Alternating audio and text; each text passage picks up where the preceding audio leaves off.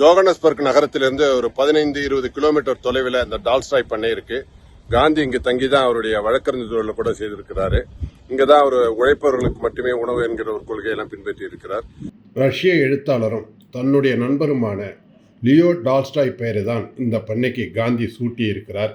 இது அவர் தென்னாப்பிரிக்க நாட்டில் ஏற்படுத்திய 2வது பண்ணையாகும். இதற்கு முன் பீனிக்ஸ் என்ற பெயரில் பண்ணை ஒன்றை அவர் அமைத்திருந்தார். ஜோகன்னஸ்பர்க் நகரத்திலிருந்து சுமார் 20 கிலோமீட்டர் தொலைவில் 1910ஆம் ஆண்டில் அவர் டால்ஸ்டாய் பண்ணையை அமைத்துள்ளார்.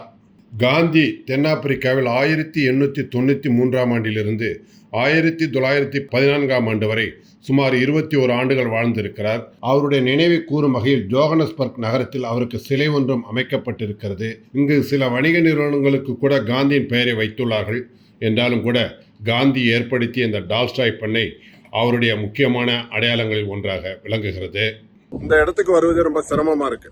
நெடுஞ்சாலையிலிருந்து ஒரு 5-6 கிலோமீட்டர் மண் சாலையில வர வேண்டியிருக்கு. அந்த காலத்துல காந்தி இங்க எப்படிதான் வந்தாரோ, எப்படிதான் இடம் வாங்கி இங்க ஒரு விவசாயத்தை செய்தாருங்கிறது நமக்கு வியப்பா இருக்கு. இந்த இடத்துல சுத்திலும் நல்லா பாதுகாப்பான காம்பவுண்ட் சுவர் அமைச்சிருக்காங்க.